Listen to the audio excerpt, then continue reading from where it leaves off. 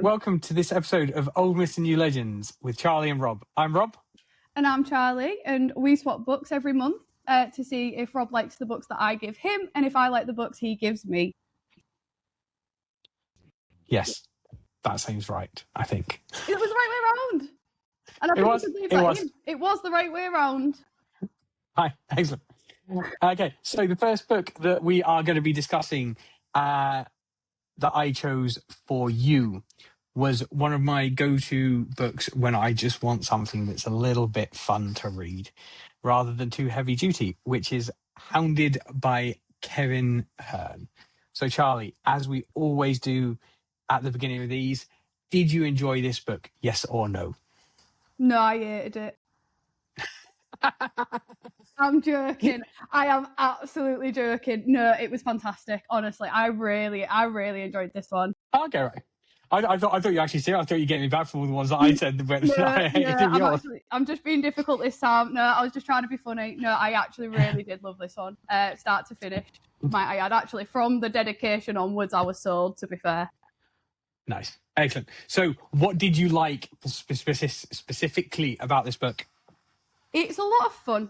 It's not to be taken too seriously for multiple different reasons. There's a lot of lore in there. They take influence from every form of like magical lore that there is. And it can be a little bit confusing. Some of it doesn't make all that perfect sense, but it doesn't have to because it's hilarious and it just is fun. It's not meant to be anything more than that, and you know that from the off because the way the author starts, well, before the story's even started, you know that it's all just supposed to be a bit of fun. And yeah, it just sold everything about it. Oberon, to be honest, I feel like he makes the entire 100%. Yeah, he is such a great character. For those of you that haven't read, Oberon is a dog, an Irish wolfhound. And he is literally, he's probably one of the best or most well-written characters in a fantasy book that when I first read this one, that I was like, he just fits so perfectly into the whole narrative. Yes. And I don't know if you've listened to the audiobook, but I did a switch halfway through, which I know is dangerous, especially for how we perceive the book. But in the audiobook, for whatever reason, they've made him sound like a bit like Scooby-Doo. And it is the best. Every time he came on, I was like, you, brilliant. Unsurprisingly, I have not listened to the audiobook. But I think the way Kevin Hearne writes him and he just adds, because obviously it's a first person novel again, he just adds context to the surroundings and adds another voice of understanding. I know when we were talking about before, it's like not knowing what the other characters are thinking. Having his voice in there kind of gives you that additional perspective. It gives you a lot of context to who Atticus, our main man, is as well. There's a lot to him. He's very, very old. He's an ancient druid, but he is living as a 21-year-old because that's roughly what his exterior age is in America, Arizona, I think. Yes, it was, yeah. Off the top of my head, I think that's right. And he has got a lot of wisdom of both the old world and the modern world. And Oberon kind of had the potential to be a bit of a Jar Jar Binks character at first. I was like, oh, you're going to be a bit annoying. But he doesn't. Yeah. All he does is compliment him. And it almost makes him show his human side because, my God, does he care about that dog. And he does a lot of other things as well. And you do see relationships he has throughout this book that just made me fall in love with him a little bit more as well. There's lots of characters that matter in this book, even if it's brief and it is supposed to be funny. Off the top of my head, the widow is she's brilliant, amazing. The fact that she's getting drunk to go to church on a Sunday and she's like, oh, but it's fine. He kills this man, this creature on her porch, and he convinces her that, well, it's all right because, he was British and we're Irish. So and he just manages to sway around to understanding that he actually had to defend himself here. because obviously she only saw a glamour, not the actual creature that he was fighting. So brilliant. I just honestly, start to finish, I really enjoyed this. But do you know what really sold me before I'd even got into the book? And I've just made sure to get it up on my on my Kindle. It's the Irish pronunciation guide. I don't know, obviously, I assume that's at the beginning of the book. When it's printed, I have ordered them. And I buy them. Yeah. I do mean I've ordered the series. I enjoyed this. I'm going to read the rest. I don't know how many are in. Like, I think I've got up to book 8 on my Kindle that I've read up to, but I don't know if there's more than that now. I think there's only 8. I think I've ordered 8 books. Yeah. So I'm not certain. But it does say right at the beginning, and I love this, and I think more fantasy authors need to include something like this, especially because fandoms get very rude about this very specific scenario. It says, let it be known from the beginning that readers are free to pronounce the names in this book however they see fit. It's supposed to be a good time, so I do not wish to steal anyone's marshmallows by telling them they're saying it wrong. Loved it. It does go on a little bit, and it does explain like where the context and stuff comes from. But the fact that that's at the beginning of the book, I was like, brilliant. Like, just absolutely brilliant. It just gives you the freedom to just read to enjoy, rather than think, oh gosh, or you do that thing while you're reading and you're reading fantasy names and you just go over the top of them like blah, blah, blah, blah, carried on. Yeah, no, I agree. I love that, especially as a lot of the names are Old Irish, so they are quite difficult to pronounce in general. So, hence the reason why there's going to be quite a few that I'm just going to kind of like brush over. Yeah, because I've got descriptions in my head of the characters, not their names. Yeah, I know the names and I know how I pronounce them in my head, and I know 99% sure none of those pronunciations, apart from like the simple ones, are right. But I do like the fact that he does have that. He's like, just read it and enjoy it. But if you want to know the correct pronunciations, here's a pronunciation guide of how to say each name properly. Which is great, because I completely ignored that and skipped right over it and decided I'd prefer to call them what I want to call them based on how I read it. I had a look through, but I was like, it's a guide, not not instructions. Yeah. So I do think brilliant. Yeah. What do you have a favourite part of the book? Anything that particularly stood out to you when you were reading? I think, for me, so there was parts of it where I got a little bit cut, because there is a lot of characters, and there's a lot of characters that play an important part in the build up to the fight at the end. We'll start there, because there's a lot of characters. It starts with obviously you just meet the first couple, which would just be like Oberon, the people in his immediate life, in Atticus's immediate life. So I believe you meet Oberon and the widow quite early on. And then you hear about the fact that he's got an attorney that's a vampire. One of them's a werewolf, one of them's a vampire. And I don't know if I can remember which one's which. So Leif is the vampire and Hal is the werewolf. Yes, so Leif, brilliant character, might I add. So funny, but like they've got a very like humorous transactional relationship. Like, obviously Atticus provides 2 glasses is how he puts it, or 3 glasses depending on what the deal was. So he does provide blood to this person. But just their dynamic and the way that they like help each other out, and the sarcasm between them was just written brilliantly. Again, not a very specific moment. I just really enjoyed those characters. The first appearance of the Morrigan, which I have just like scaved over, brilliant, because she just doesn't understand the etiquette of the human world in this sense. So she is very naked, and she is quite a theme actually. She does put clothes on a bit later on, but then she's naked again at the end. But it don't mean anything. So like, compared to other books where I've got on a bit of a high horse, shall we say, in this particular book it wasn't made to be anything other than what it is. Like, there's a little bit, she's a bit randy. I think randy was the word later on. She's probably feeling a bit randy.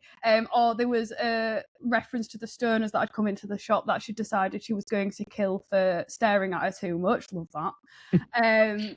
And like just the whole dynamic around it was none of it was pervy. It was just a bit funny. Like, if that makes sense. And again, that's probably the biggest theme throughout this entire book. Really, is that it's not that deep, but it is a bit funny, and you enjoy yourself, and you understand things as you go along, because he teaches you. So because of the way it's written as well. I don't know if you read it like this. You read it in a way where, like, Atticus is actually teaching you things about his world, his life, as he is like building up to be a part, like, well, to beat his enemy, who is Angus, which we will get to. But all of these different people that come into his space and his shop, the shop as well. I don't know. I'm going to be jumping back and forth because I really enjoyed this, and everything like is just going to trigger the fact that I really love this book. The shop, he runs an apothecary. One that is half used by stoners to try and get medical cannabis, because that comes up like 3 times in the first few chapters. But for the most part, it's people that are like ex-Christians that want to go in and get pagan materials and stuff like that.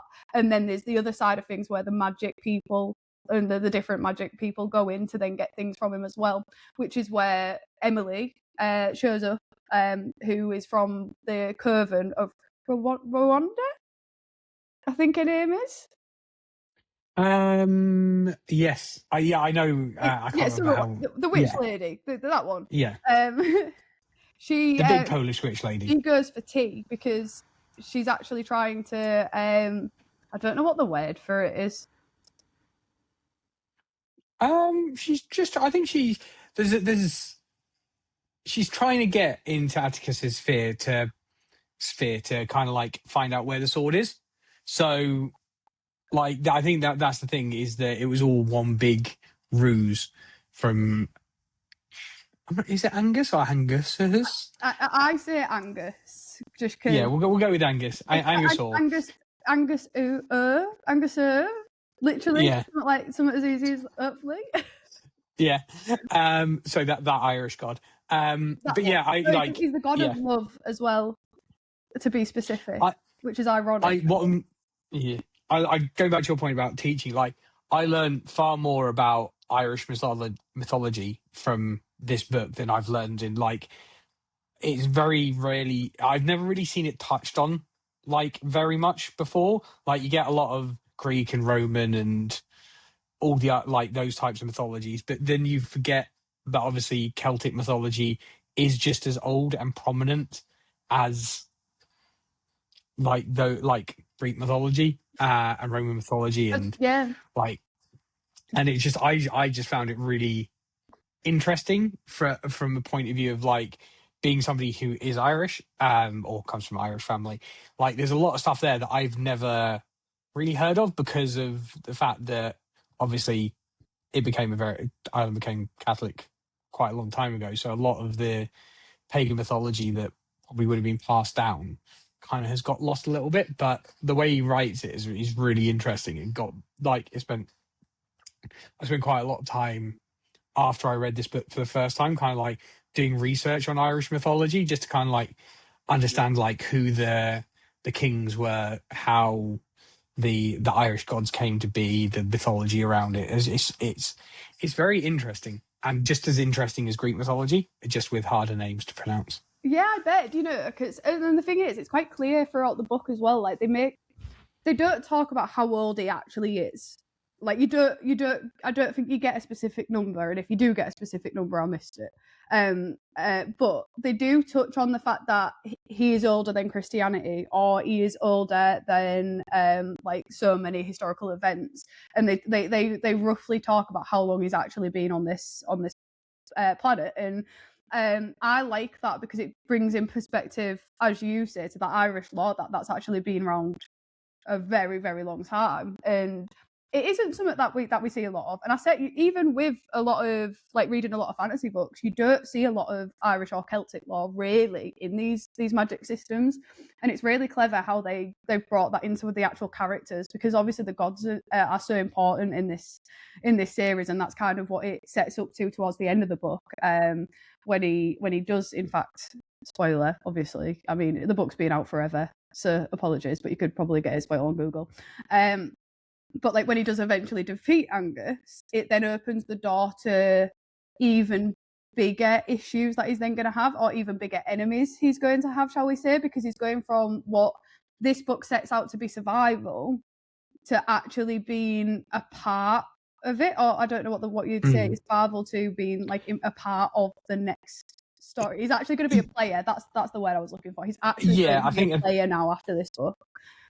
Yeah, so he's been hiding for quite a long time in this book. I think it says somewhere that he's 2,100 years old, I think is the official number. I'm not sure if that's in this book or one of the others. But yeah, I think it's a really good introduction into kind of like, again, slowly introducing Celtic mythology into this story. And I think the only obviously the one that stands out is obviously Morrigan, because Morrigan is quite heavily featured in quite a lot of fantasy books, but you never really get an understanding that it's coming like that Celtic influence, because she generally doesn't. Obviously, a lot of characters are named Morrigan, and you have Morrigan as a goddess in some David Gemmell books and stuff like that, but you don't really get that Celtic mythology as to how she fit into that pantheon, whereas this kind of like really fleshes out that character and how that one particular character has become so popular in fantasy, whereas none of the rest of them kind of like appear really. Yeah, and they don't necessarily talk about why, but they build up the character so you understand who she is and what it is she does. For the most part, it's really clear she's on the right side of justice in this book. Like, she knows where she wants to place herself. I don't know if that's going to come and bite him in the bum later, but I think it might.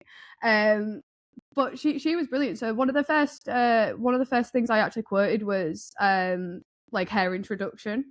So when she comes through and basically they're having a conversation, and it just says, the Morrigan stepped back abruptly and I tried to clutch at her, but she slapped me vigorously across the face and told me to snap out of it as I crumpled to the floor.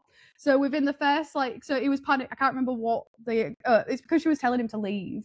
She was telling him to go into further hiding. So he was already in hiding, but his hiding had been where he's hiding has been given up. They know that Angus knows where he is, and she's like, "You just need to run now. Go.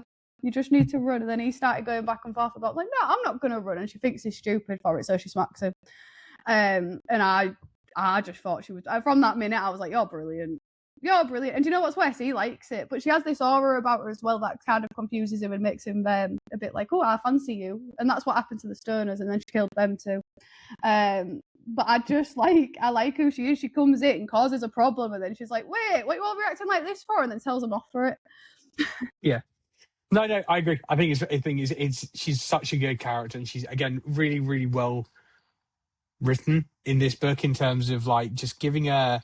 She has this aura. She reminds me a little bit of like how they, like a lot of fantasy books portray Hades quite correctly, that just because he is the king of hell or the bringer of the dead and things like that doesn't make him a bad person. It's actually just that's his job. And she's kind of like this a bit chaotic like person, and her job is to take the souls of people from the battlefield. Yeah. She may cause the battle so that she gets her rocks off and gets to take those souls, but she's more chaotic than evil. Yes, that's definitely the best way to describe her. With no social skills, which I kind of like. It makes her better though. The fact she's got absolutely no social skills, and she's got no like. Do you know, like normal people? People have a temper, don't they? Like, so, like, say you're at 80% and you might need that 20% to blow you out the park, right? She don't have that. She's either furious or she's calm, and there's no in between. But you do also know this by the color of her eyes. So she will have bright red glowing eyes when she is absolutely about to lose her head completely. Like, she is furious if you can see her eyes glowing like that. And they make it really obvious. I think that's the thing as well. It's really informative. It's not written in a way where you don't understand why somebody is the way they are. Like, all of the above, even down to like the widow being the widow, you understand why she's the way she is. She talks about it, and Atticus brings it to the forefront of a conversation. Same with the Morrigan, same with Oberon, same with Leaf and Hal. Like you've got all of it, and this is what I thought was missing from like previous books we've spoke about, is the fact that it can be like a first person. It can be in first person, but the characters around that main character need to be interesting and need to build them up. And in this book, that is exactly what I meant, because they bring extra information. They bring more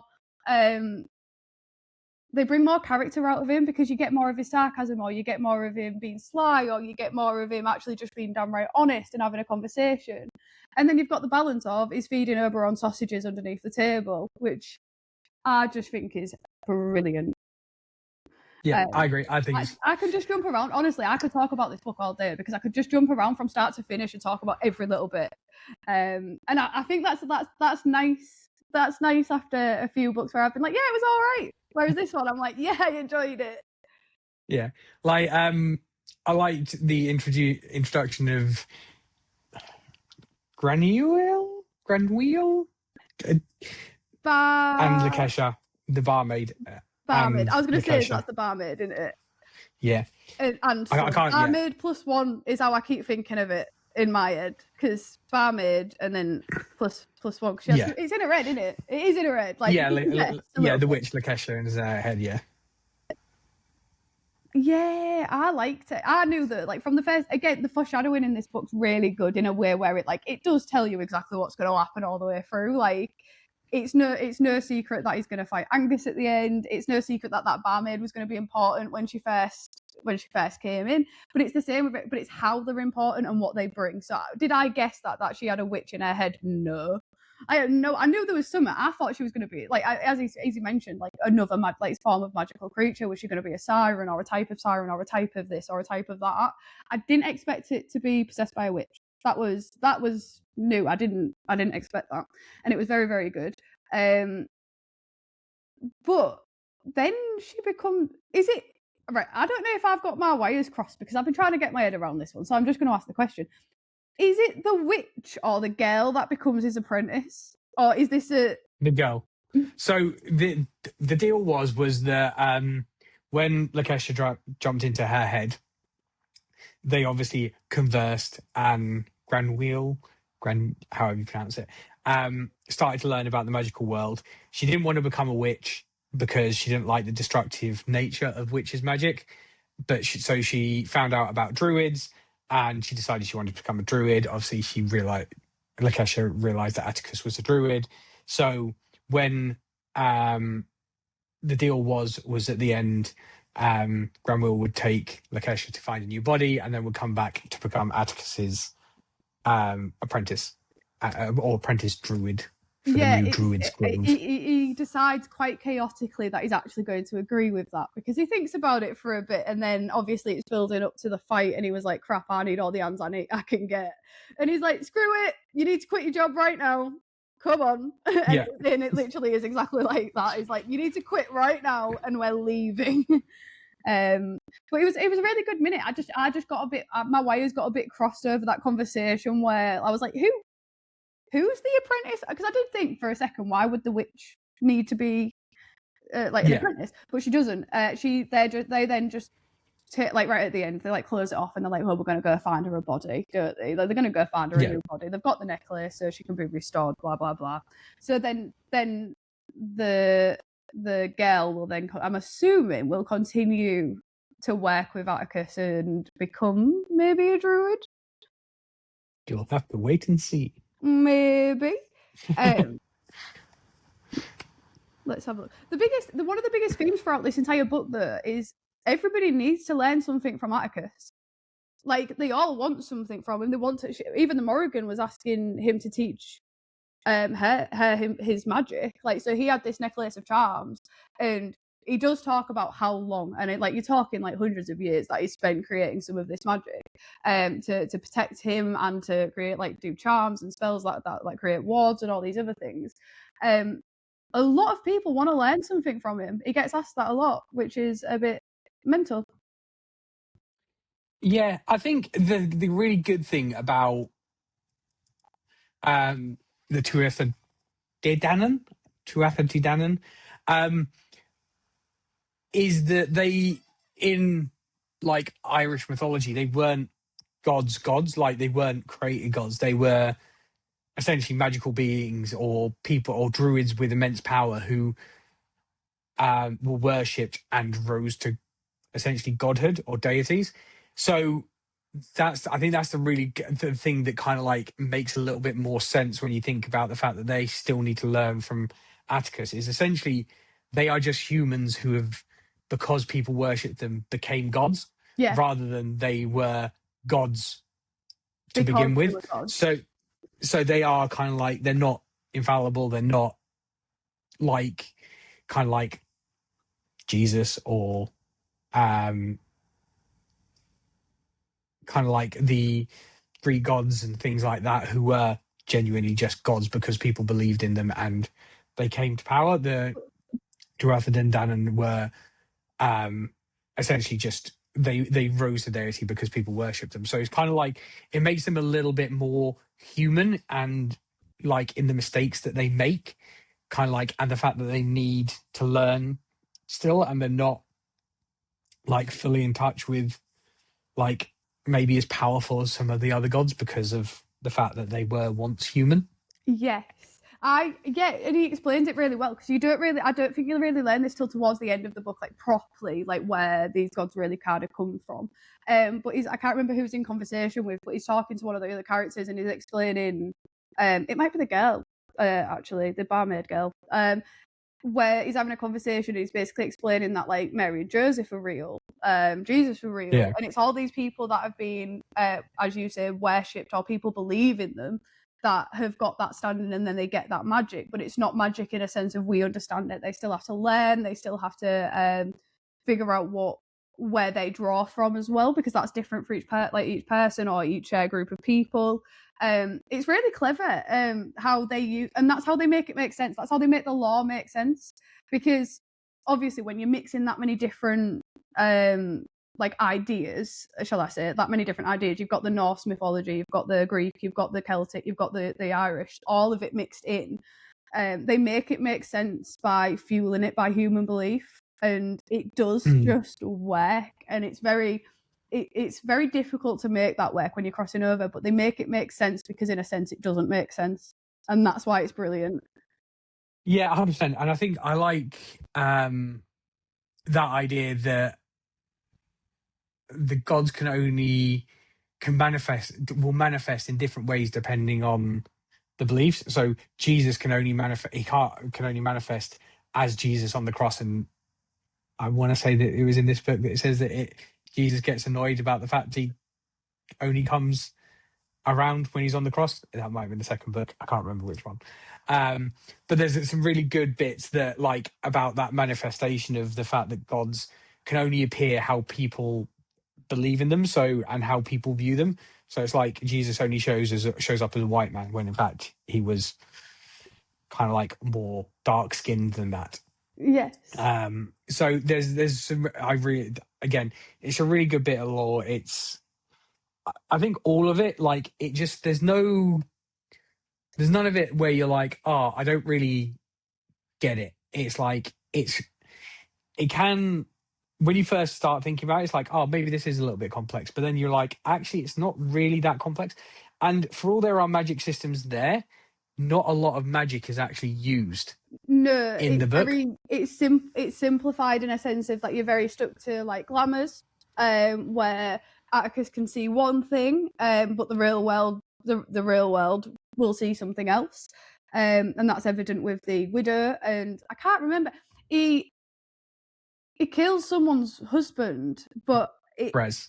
Brez. He kills Brez, who was the consort of the Queen of the Tuatha De Danann.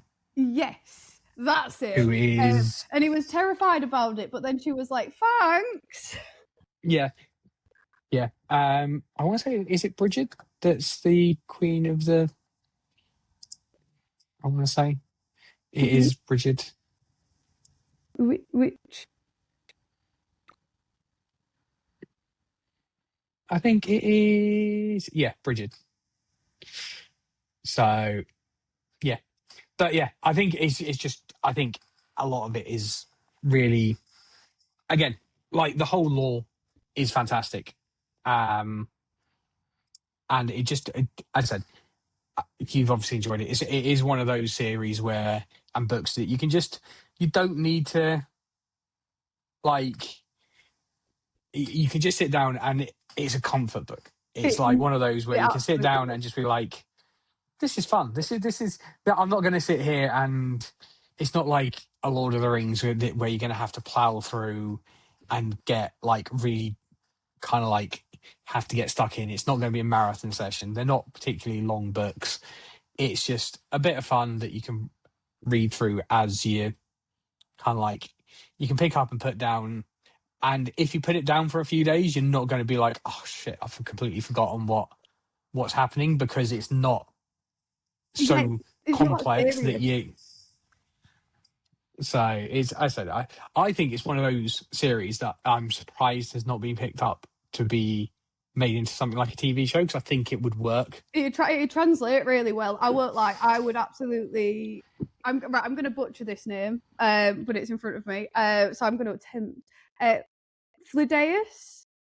I would die seeing her trying to make a frickin' smoothie. Like, Yeah, because that's like the first introduction to her. She's broken into Atticus's home, and she's trying to make a smoothie because the guy she killed earlier had a smoothie, and she enjoyed it after she killed him. And it was just really funny. But this is the thing, like the gods aren't like these all like omnipresent beings. Like they are in a sense, but they don't know everything, and they don't really understand how humans work now. They don't understand like that there's been time since they were last there. They don't necessarily all understand the new world. And I love that, because they've not got one up on everybody else. They're actually, everyone's kind of equal for different reasons, and that makes this book so interesting, because for the most part everyone's kind of on a level playing field. yeah, I agree. There's no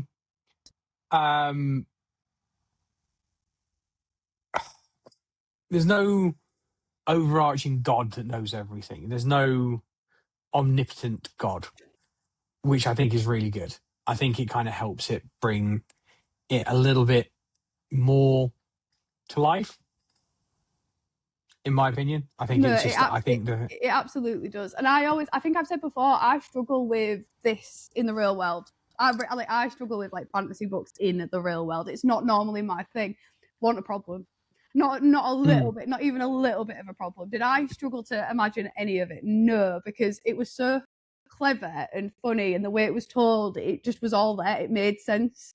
Like I didn't have to try and think about the fact that, like, you know, oh, he's drawing magic from there, but that don't make sense. Like it wasn't complicated, and that's probably the best way to describe this book. Really, is that it just was not complicated. And I just think there's very few books that'll make you laugh consistently. I'm not saying like absolute belly laugh every time, but like I was chuckling from start to finish. And I don't think like there wasn't a single point where I felt stressed while reading, which, don't get me wrong, sometimes we love a bit of that. I wasn't having to try and solve big equations or puzzles or things going on in my head. I just had a great time. Time. And like some of my favourite quotes are probably, if I'm honest with you,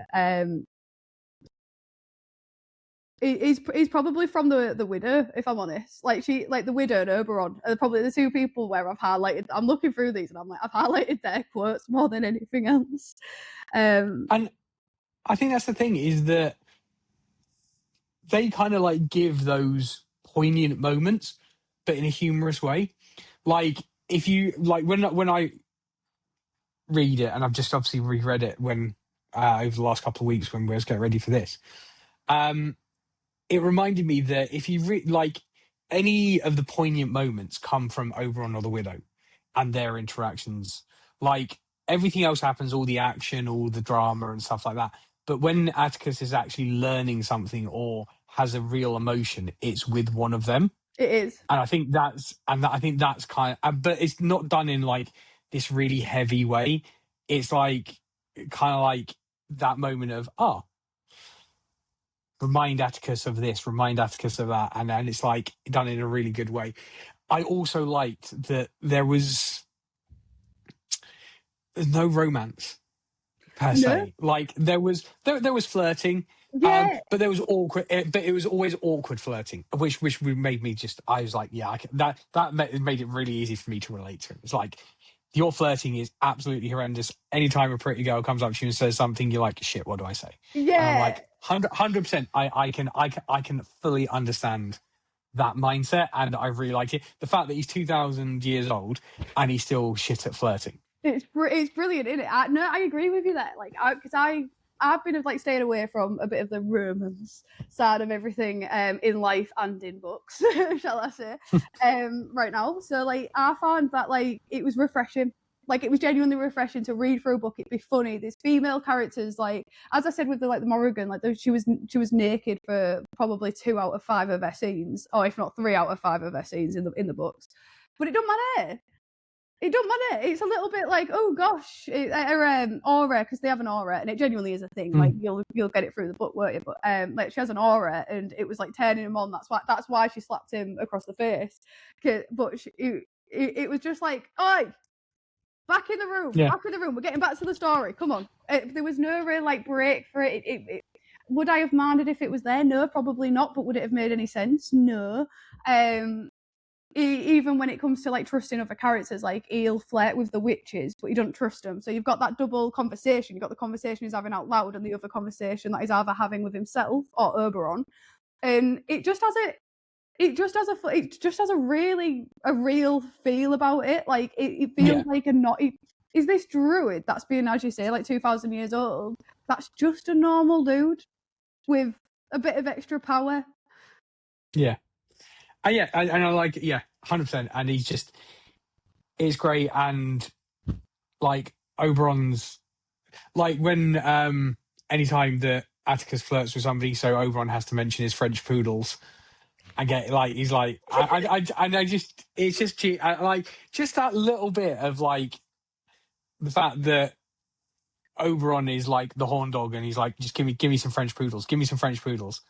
Like it's not fair if you're gonna make like puppy eyes at the barmaid. Why can't I sniff a French poodle's ass at the dog park? It's like and it's just like it's exactly like that as well, and it is near enough that exact sentence on it where he's like, let me no, they're trying to figure out what she is, the barmaid, aren't they? Oh yeah. And he's like, oh well, if you just let me go sniff her ass. A brilliant moment. Yeah, and I think that's the thing. I think it works because, not that we men have these types of conversations about sniffing girls' asses, let's put that there, but it is very much a conversation. Like I can see the conversation they're having are very like similar to the conversations that me and my friends like have had when we're mocking each other for our, like when we've done something stupid, or like that thing where you tell your friend not to do something, then you go and do it. It's like it's very much that situation, but just in the fact that one of them happens to be a dog. Yeah. And Irish is putting it in dog terms. Though, to be specific. Yes. So he's not just a dog, he's a cool ass dog. So huge. That's what we're going with. Yeah. So, but yeah, I mean, Oberon is definitely like, I think that's the thing. I think that, like, I haven't read the full series for a long time, but you do get the feeling that that is where a lot of the drama will come through in the series, is that any threat to Oberon, rather because that's essentially what tips him over the edge to go and fighting Angus, is the fact that Oberon has been kidnapped. Yeah, but so it's got nothing to do with it, because like basically every person that was supposedly working with him was actually working against him, but then also sort of working with him still have as well. I won't lie, the end of it got a little bit. I was like, what? I got a little bit confused, but it does sort of make sense. But it was they knew he wouldn't come if like Oberon was not taken. And was it Hal? No, it was. Yeah, it was Hal. Yeah, Hal was taken. It was with Oberon. Him, yeah, is it because at the time Hal was looking after Oberon because they were hiding Oberon from the police because of killing the park ranger. Yes. That makes sense again. But yeah, it's just a bit confused towards the end, but it sets it up well, because the idea is that you're actually not supposed to know or fully understand who is on his side, because I'm assuming that's what he's going to explore in the next book, because I don't think he can really trust anyone, because he's still the only person of his own. He's still the only druid left in existence, and I think that's the point, isn't it? You can never actually trust everyone. Yeah, exactly. I think the thing is everyone wants his power, so everyone is going to politic to get what they want out of him, rather than necessarily do anything for him. Yeah, for him directly. Although, having said that, I think that's where the Morrigan kind of like comes into play a little bit, because she has obviously been protecting him for 2,000 years, obviously to piss off Angertor. Like, essentially, that's the reason why she's done it, or that's in theory why the reason she's given. But so now that he's dead, what is that? What? But she's made a promise, in a sense. She made that deal with him that he would technically be immortal, but she's the god in this situation. So does that change? Does their dynamic change? I don't know, because I've not read it, but would I like to know? Yes. Yeah, but that's the thing. It's only she says she wouldn't claim him. So, like, which is why death was there. Yeah. And because a god of death from a different pantheon could still claim his soul if he died. So it's one of those where he has to, if he is going to die, he has to make sure he dies close enough to the Morrigan that she will not allow anybody else to take his soul while she learns the cold iron stuff. So yeah, it is a great book. It is a very good book. As I say, I've ordered the next ones because I want them. I want them to collect, and I also want them to read them all.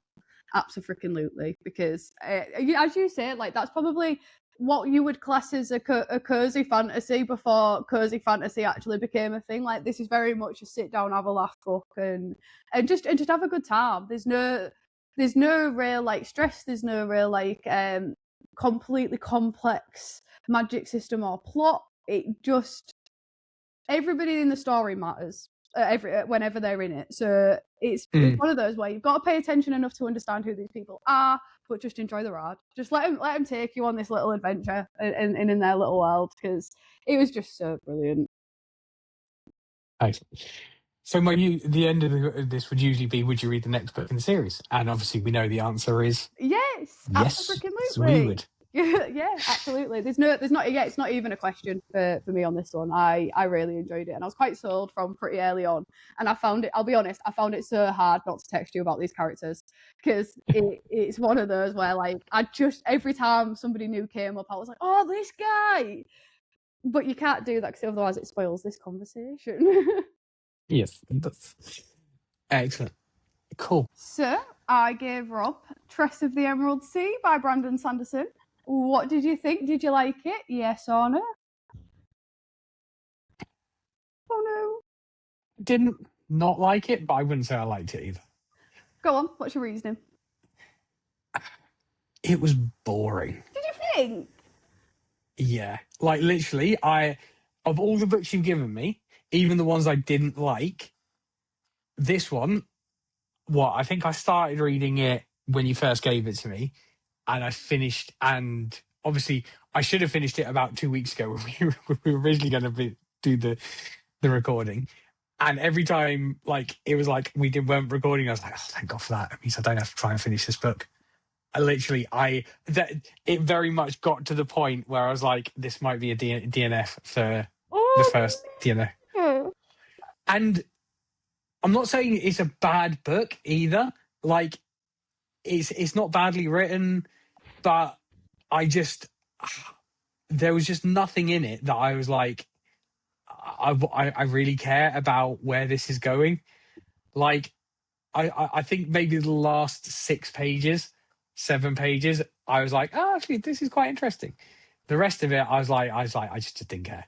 I literally, there was, as I said, it wasn't it's really hard thing, because it's not a badly written book. I understand why it's good. I think you would probably would have been good to have read some more of that Brandon Sanderson world of the Cosmere, to kind of like maybe get a bit of an idea about it. which I haven't. So coming into it, I'm like, it was just, yeah, there was a lot of it that was very trying to be clever, and I didn't find it very clever. Like Huck, it was like straight away. It was clear straight away Oh, I thought it that it that it was was Charlie. Charlie. Yeah, But it was I knew like, too. and Yeah, I don't know if it's necessarily supposed to be this massive secret. I think the idea is that we well, I don't know whether we're supposed to figure it out, but I definitely worked that out pretty early on too. I don't know if it's necessarily supposed to be a secret to us. I think it's just waiting for when Tress figures it out. mm. So yeah, Tress herself, I again didn't really. There was just like, okay, I just there was, I don't know. It was the only character that I really enjoyed was Ulam. Oh, I thought he was, the doctor. yeah, the zombie doctor. I thought he was brilliant. I was like, if there was more of him, I probably would have enjoyed it a little bit more. Um, but yeah, it was like, I don't know. It didn't have enough oomph to make me carry on wanting to read. There was nothing pushing the story along. It seemed it was just like, it's going to plod along. It's going to plod along. It's going to plod along. Yeah, as I said, but that's the thing is, like, I can see why. I mean, as I said, it's a very well written book, and I understand why it's a good book, and why it just, as I said, it for me, it just didn't have what I wanted in a book to make me want to read Yeah. on and on for like. So that's why I say it's like I didn't not like it. I didn't think it was a bad book. It was just not a book that like gave itself over to me in terms of how it was written and how the story flowed. So yeah, I am agreeing with you, yeah, because I've got a very different opinion on this book. This is Yeah. probably one of my favourite books that I've read this year so far. But I'll tell you why I loved it, and I wonder, like, it's not that you'd necessarily agree, because obviously you did not enjoy it, but I'll tell you why I loved it, and it might make a bit of sense. I thought the aspect of the storytelling, so the way it was written, that the entire book's narrated by a character that ends up being semi-important. I really enjoyed that because you get a perspective from him of the entire thing, start to finish. So he's telling this story, and it adds a bit of wit, adds a bit of whimsy, and I think it made it quite funny in places. But I also like the fact that, like, it's not directly Tress's POV. It's not all from her perspective. This is actually somebody else telling a story about this girl who's who's supposed to be really ordinary, but actually becomes quite extraordinary because of circumstance and what she chooses. I do think it's quite. I think it's supposed to be like a modern fairy tale. I don't know if it's necessarily supposed to be an adult fairy tale, but like it could definitely pass as probably a kid's book, I reckon. I don't know if it's sold like that. I just bought it because it seemed like my sort of thing. But I just really enjoyed the sense of adventure and the way it was built up in a way that this entire book for me was a film in my head. Like, I could see every single bit that was going on. I understood why things were happening. I could picture Charlie's dad in my head, like, because of the way it was described. And all of these different things, I could picture it all, and I felt like I was alongside Tress on this journey that she was on all the way through it. And I think for me that like, especially after reading a lot of like heavy high fantasies or like some of the stuff that I read, like the dark romances and stuff, it was just like such the opposite of anything I've read in the last couple of years that I just fell in love with it. It was like, this is lovely, it's comfy, there's not loads and loads of drama. I did get so far through, I will admit, I did get towards like the last like 5 chapters and think, there's not very much of this book left. How are they closing this up? Because we hadn't really, at one point, we hadn't really got that close to finding Charlie, and I was like, this ending is going to be a bit. It did feel a bit rushed. Like all of a sudden, it all just worked out. Not in the way you expect it to, and I will say that it wasn't necessarily predictable, but it did get to a point where I was like, the ending did just kind of rush itself. But I loved the talking. So I loved the way that Hoyd's perspective spoke about feelings, spoke about the dangers, but the way they spoke about it, so like they made it really relatable. I sent my friends so many quotes from this book as I was reading it, because I was like, this I don't have them now, just to clarify, because I'm not that organised. But I sent them so many quotes because I just enjoyed the way it read and the way that I felt understood in some of these pages as a person, and even just as a human, the way it talks about like humanity and people being people and making mistakes and making choices that affect everyone else around them as well, and it also affects the person you're going to become. The way it talks about those themes throughout, using the narrator, I just really fell in love with. And I appreciate that it wasn't for you, but it absolutely was for me. Yeah, no, I do get it, and I get why, as I said, it would be attractive to people. The ending again was predictable, I found.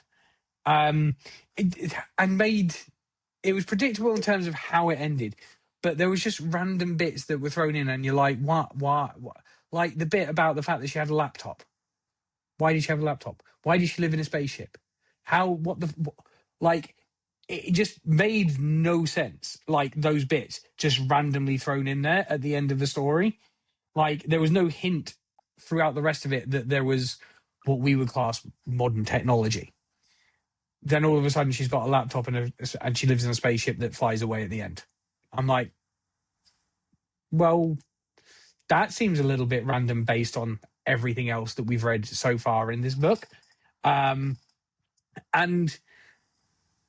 the sorceress, again, there was no build up of character there. That bit did annoy me. It relied on fear, didn't it? It relied on the idea of this person being feared to build up her character rather than her actually be a character in herself. Yeah, and then when you got to the end of it, there was no there was no payoff to that fear. There was no real sense of danger at any point. And I think that's the thing, is like when you have a villain, I think I've said it before, is like, I want my villain to be a villain. And not just, if you're going to have this mythical villain at the end, I don't want it to be essentially that weird version, like when they do the Wizard of Oz, and Oz the Great and Powerful is actually just a little person with no actual power. It's all smoke and mirrors. And that's kind of what I got at the end of this. I struggled with that lack of urgency throughout. It's like, we've got this villain, like, again, Captain Crow, again, she was there, but she wasn't there. She was meant to be a villain, but also don't think they really built her up to be that scary or villainous. So I said it was quite. I said I could see, as you said you saw it as a movie. I could see it as like an animation, like an old school type animation, where it like proper drawn out. Because obviously there's pictures in the book, like, so you can see that being turned into a type of animation. And yeah, it gave me very much more kids vibes than, or not kids, but maybe young adult vibes, than something that I would enjoy to read, because, as I said, there was no drama, there was no urgency, there was no sense of peril at any real point. I think it's supposed to be like that, and the only reason I say that is because I think the idea of the villains in this particular story are not necessarily supposed to be any more extraordinary than Tress is. They're just bad people, or people that would make different decisions to what she does, or have different reasons to do the things they need to do, compared to what her reasoning is. I think that's more what it explores. I think it explores a lot more, for a fantasy book, it explores a lot more human emotion than it would as far as just good and evil, if that makes sense. Like, I'm not saying it's that in depth, because it isn't, and I don't want to pretend it's something it isn't, but I think it's more about exploring the complexities of each person than it is this person's actually terrible and this person's great. In my view, anyway, that's how I see it.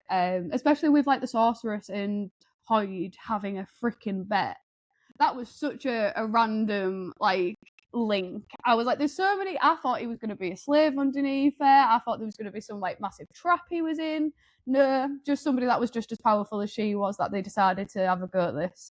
And it did basically, and I will say it does basically mean Tress's entire adventure has been over a bet, not not for any other particular reason. I think that bit I quite enjoyed. I liked that.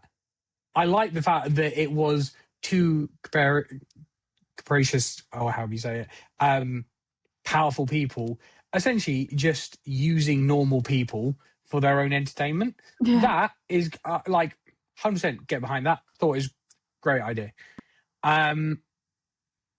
But again, it was just there was no. They got to that point, but then didn't explore anything between Hoyd and the sorceress. Like, how did they know each other? Why are they? Why did they have this bet? What's where? Give us something to go on to understand why it happened. But it wasn't. It was like, oh, we had a bet. Hoyd comes out of the curse, stops the sorceress, tells her to fuck off. She fucks off. The end. Yeah. And it's just like, did you read the follow-up pages? So like I don't know if what you had in your thing, the follow-up pages where it like explains like his thought process, how he felt writing this book. He does talk about the fact that Hoyd is definitely getting his own backstory and his own story at some point. It will just be written different, and he does explain it like this. He's like, it'll be written very differently to this one because this is Tress's story, not Hoyd's. But Hoyd's story will be written at a different time.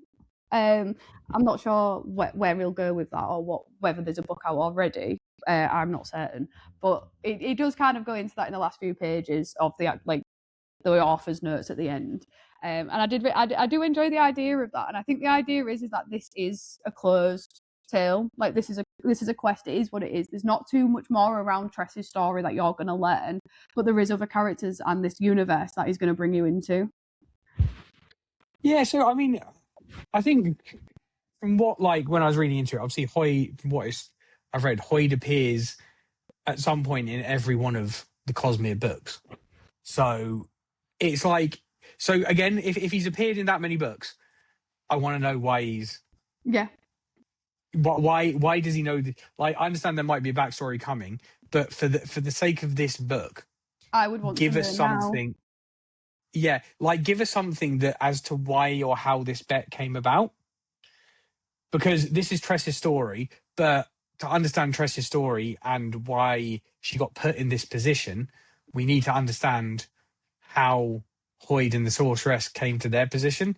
So it would have been good if there would have been like an epilogue or something like that just gave us a little bit more about how Hoyd knew the sorceress and how they came to have that bet. Yeah, and the whole Tress is normal until she's not normal. Again, this is very similar to a lot of the stories that you read, like the accidental hero. And, it's just, as I said, I wanted more. You wanted more. Just more, like something to me to be going, oh wow, I want to follow this person on this adventure, and at no point did I really care that much about Tress in any way, shape, or form. And again, I think this is the problem that we've come across with some of the books you've chosen, is I struggle with identifying with girls who are in their late teens and early 20s and their thought processes. Yeah. And again, this is another one where I'm like, there are little bits of it that I like. I was like, I enjoyed this. Like, I think maybe because I was picking it down so often, like I would maybe I'd read 2 or 3 pages, put it down for a couple of days, read 2 or 3 pages.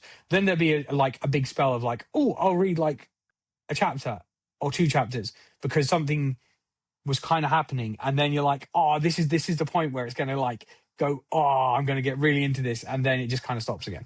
And you're like, oh, okay. I am sort of with you. It is very up, plateau a little bit, up, plateau a little bit, but you probably thought it was more up, plateau down. Yeah, exactly. But That was my. But I enjoyed the pace of it. I enjoyed the way it was told. And to be honest, I think it was exactly what I needed to read at the time, because I read it fairly at the beginning, like towards the beginning of this year. And as we know, I was miserable.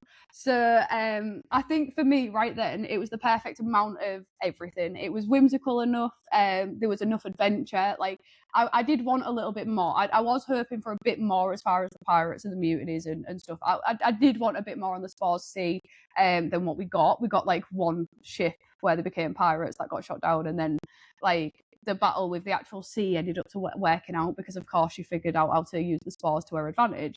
I do wish there was a few more challenges throughout her adventure from start to finish. I think that'd have made it a little bit more interesting for everybody involved.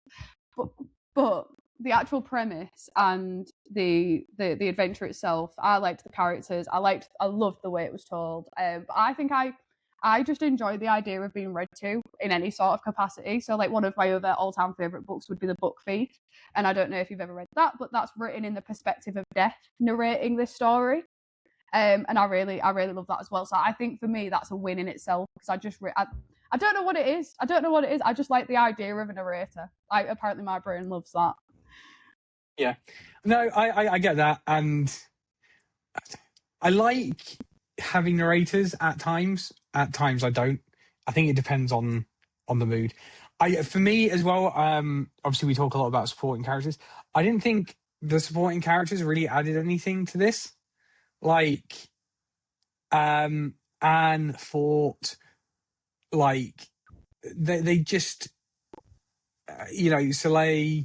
Like, I just wanted again a bit more oomph to them, but they didn't really have much of anything to them. You got a little bit of a touch of Anne loves guns but can't shoot. Yeah.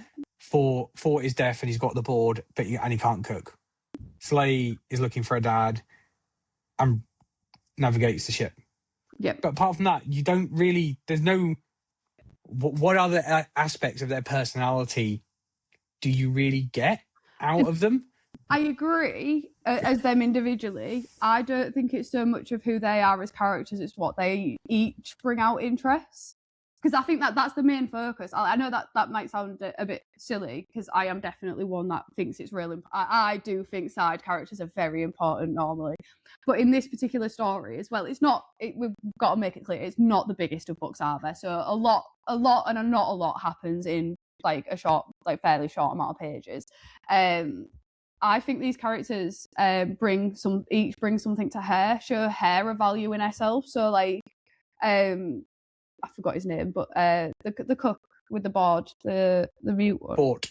Yeah, Fort. Fort. Yeah, he teaches her what she's valuable for, in a sense of the fact that she's actually able to create something from nothing. She feeds the entire crew food that they have not been able to eat with the same ingredients they've been eating forever, but she gives them something from herself, and she finds value in herself based on each conversation she has with these people, even right down to when she's letting Anne use that cannon at the end.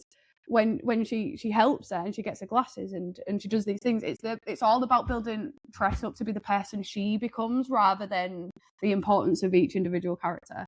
I do find it's very fantasy movie, and I say fantasy movie-esque because obviously books don't necessarily always gloss over things, but it is very movie-esque in a sense of it moves super fast and you don't necessarily get every little bit of detail you'd want. I think like maybe double the stars, it would have everything we were after. Absolutely everything. Yeah, maybe. See, that's the thing, right? Because I read it on the Kindle, I don't know how long the book is normally, but it felt like it went on forever. Do you think? I read it so fast. I think I read it in an afternoon. I couldn't get it. Like, literally, it felt like the longest book you've given me. That's how hard how much I struggled getting through it. Was it just felt like so long, and I know it wasn't, but I was just like, I just because I couldn't get through it. I was just like, this is page count. It's 440 pages. Okay, so it's not short then. No, but it's not massive. I mean, to be honest, it's about the average for what we've been giving each other. Oh, I don't know. Last book, not this one, but the one before was 750 pages, Robert. Okay, yeah, but that's the only one that's been that long. So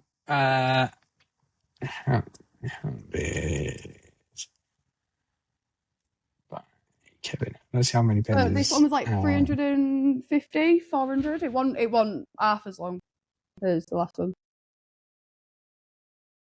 So yeah, so Hounded was 336 pages. Yeah, I thought it was. So, like, but I would say Hounded has a hell of a lot more to it. It has a lot more action.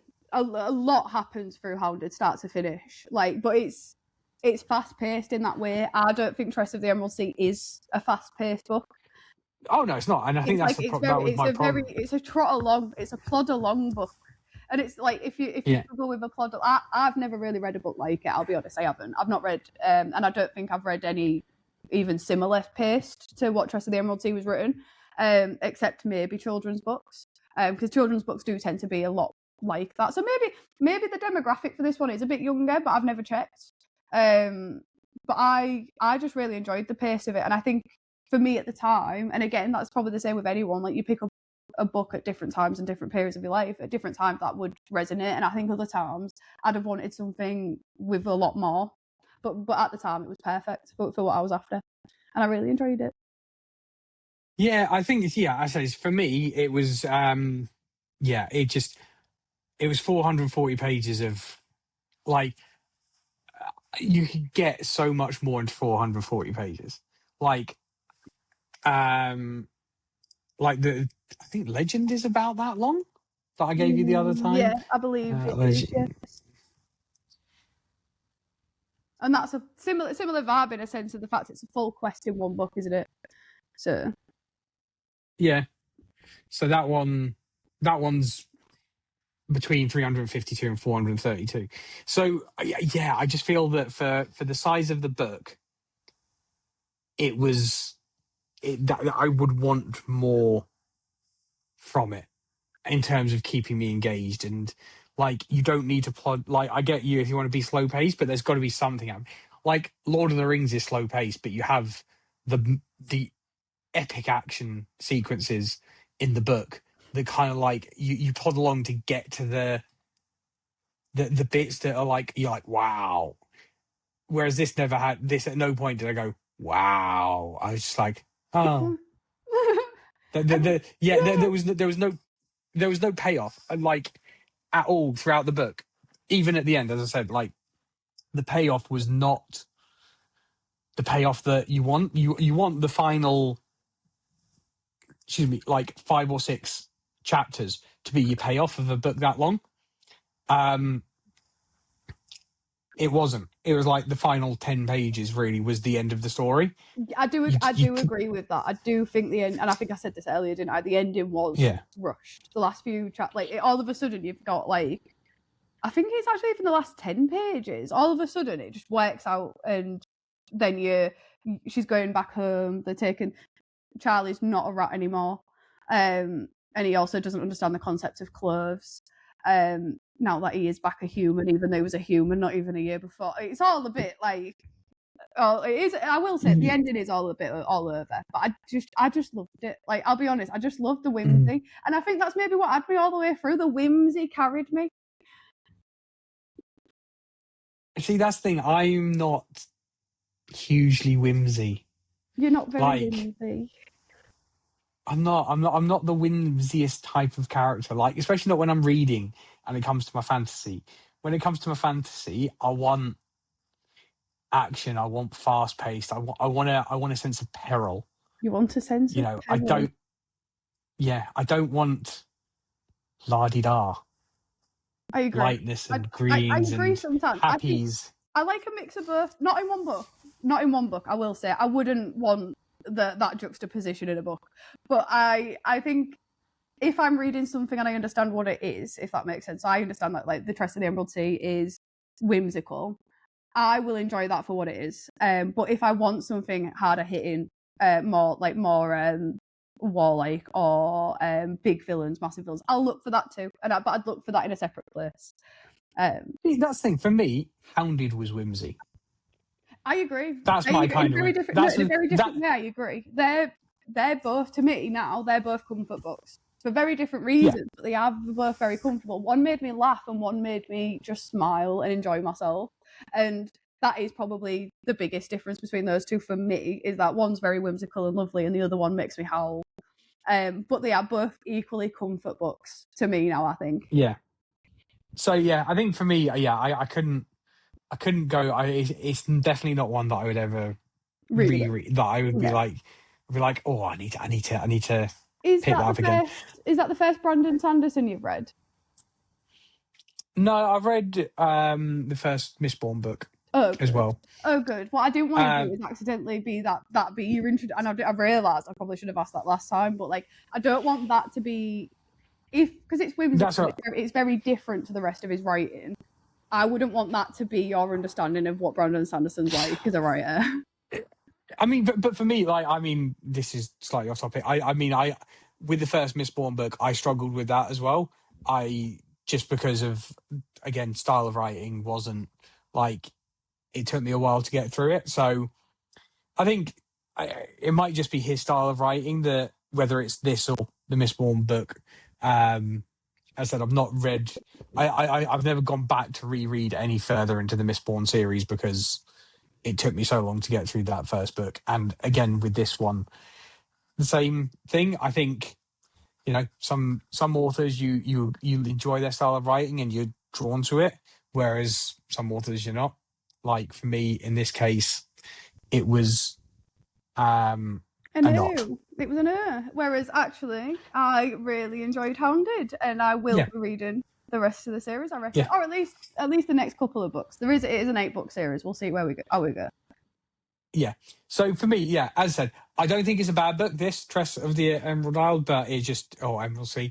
It just wasn't a book for me. Like as I said, it's not like Metal Slinger that I hated and thought was badly written, and yes, you thought it was poor all the way through. We work. Whereas keep bringing that back up. You brought up Dresden Files earlier, so it's fine. I'm allowed to bring up Metal Slinger. No, you did. I didn't. Just to clarify, you did, right? You brought up the Dresden Files. I did not. You brought up about the way that Dresden feels about his women in a very roundabout way without saying it. Okay. But I still caught it. But yeah, this book was, as I said, I would, if you like whimsy, 100% go and read it. Like, it's not a badly written book. It just wasn't one that I was like sat there and was like, I can get behind this. I can do this. And as you can tell, I couldn't put it down. So two very different opinions. You should definitely read. Yes. Well, you should read both of these books and let us know what you think. Yeah. But more often than not, join the fight and the argument. Pick a side. Do it. Excellent. So our next episode, though, we will be having a guest join us. We will. So he is going to introduce himself now. And tell us the book he has chosen for us to read. And then me and Charlie are going to toss a coin to decide who chooses the other book to read for the next episode. Hi everyone, my name's Pi. I'm Pies All Plays on Instagram if you don't already follow me. Thanks to Rob and Charlie for having me on the podcast. My recommendation for next time is The Night Watch by Terry Pratchett. I chose this over The Colour of Magic or any other Discworld books because this is actually the first Discworld book that I read. It was recommended to me by a friend a long time ago and really got me into the series. I really enjoy it. Lots of time travelling shenanigans. Really cool. Hope everyone enjoys it. Cool. Right. So that was Pi, who will be joining us on our next episode. So we're going to toss a coin to see who picks the next book. So, Charlie, heads or tails? Tails. Cool. So tails, you pick. Heads, I pick. Tails it is. Oh, damn. So Charlie, what is the other book that we're going to be reading next? The other book.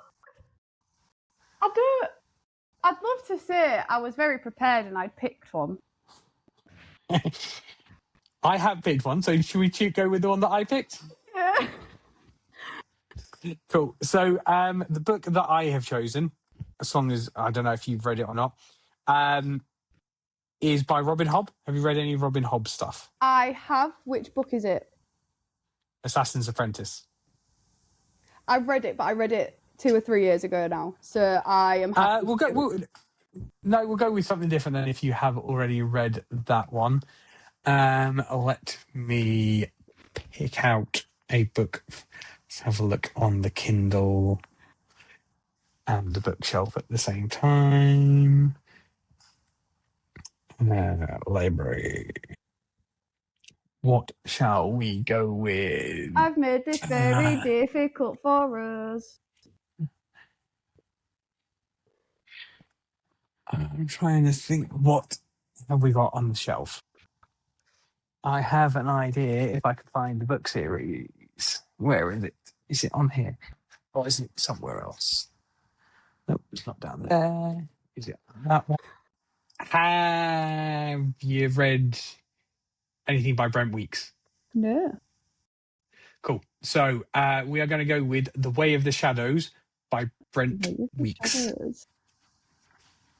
Way of the Shadows? All right, let's give it a go. Is it like 400, 500 pages? I'm assuming so. That'll do. Don't check. We can't decide. I won't lie, this will already be funny. If you clip some of this, of the fact that we're like, have you read this? Have you read this? Have you read this? Oh, no, this is staying in, this bit. Let's have a look how long it is. The Way of the... if I could type. The Way of Shadows. Way of Shadows. Page count. Can I buy it? Should be able to. It's 576 to 689 pages. Screw it, we'll do it. Cool. We'll do it. We'll go for it. It's one of those I think you'll enjoy, so I think you'll fly through it. I agree too, if I'm honest. I've just seen the cover and I'm like, yeah, probably sold. Yeah. Cool. Awesome. Right. So we have got the choice that Pi has made, and Brent Weeks. What was the one that Pi has made? It is Terry Pratchett. I've got it here. It is Terry Pratchett, Night Watch. Terry Pratchett, Night Watch, and Way of the Shadows by Brent Weeks, and that will be our next episode. And what will be really interesting is that I've not picked either of these, so it'll just be full-blown opinions from my side. Yep. There will be no bias. It will just be all fresh for you. It will, and I'm excited. Nice. Excellent. Cool. So, thank you all very much for watching. As always, leave your comments under if you've got any opinions on the books that we've read, and we will see you next time. Indeedy. See you later.